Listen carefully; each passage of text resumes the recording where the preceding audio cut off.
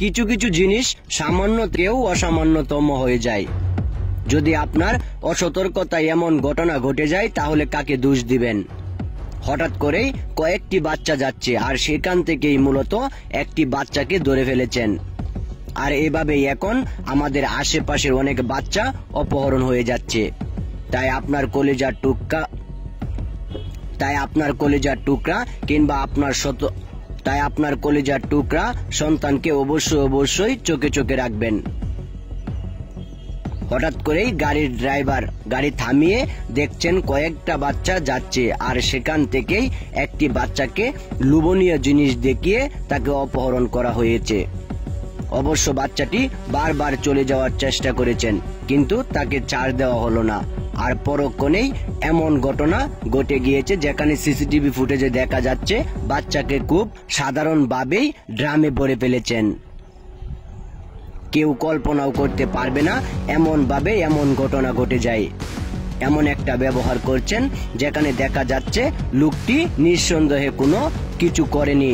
বাচ্চাগুলা আবার ফিরে আসছে, কিন্তু বাচ্চাগুলা ফিরে আসলেও সেখান থেকে একটি বাচ্চা এখন অপহরণ হয়ে গিয়েছে, কেউ জানে না। তাই আপনার বাসা যদি রাস্তার পাশে হয় তাহলে অবশ্যই আপনার বাচ্চাকে চোখে চোখে রাখবেন, না হলে আপনার বাচ্চাও এমনভাবে অপহৃত হয়ে যেতে পারে। যদি এমন ঘটনা ঘটে যায় তাহলে দোষটা আসলে কাকে দিবেন? আপনার অসতর্কতায় এমন ঘটনা ঘটতে পারে। আর এমন লোক এখন রাস্তায় নেমে পড়েছেন যারা বাচ্চা অপহরণের কাজে নিজেকে ব্যস্ত সময় পার করাচ্ছেন। আর বাচ্চা অপহরণ করে তাদের মুক্তিপণ দাবি, এত লক্ষ টাকা দিলে বাচ্চাকে ছেড়ে দেওয়া হবে। আর এমন ঘটনা এখন আমাদের বাংলাদেশে অহরহই ঘটে যায়। তাই সতর্কতা অবলম্বন করুন। আর এখান থেকেই আপনাকে মূল শিক্ষাটা নিতে হবে।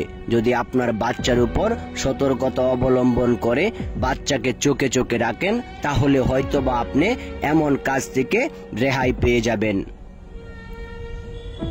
এমন একটা ঘটনা এখন আমাদের সামনে সিসিটিভি ফুটেজে দেখা যাচ্ছে। দুজন লোক, তাদেরকে দেখলে মনেই হবে না যে আসলে তারা এই বাচ্চাটাকে নিয়ে এখন চলে যাবে। যখন নিরিবিলি পরিবেশ দেখলেন তখন বাচ্চাটাকে মোটরসাইকেলে করে নিয়ে চলে গেলেন। আশেপাশে অনেক মানুষের ভিড়ে এমন ঘটনা ঘটে গিয়েছে যেখানে এখন আপনি আমি হতভম্ব হয়ে গেছি। আমরা চাইলেও এই বাচ্চাটাকে আর ফিরে পাবো না। হয়তোবা কয়েক লক্ষ টাকা দিয়ে সেই বাচ্চাটাকে ফিরিয়ে আনতে হবে, আর সেটার জন্য এখন সময়ের দরকার।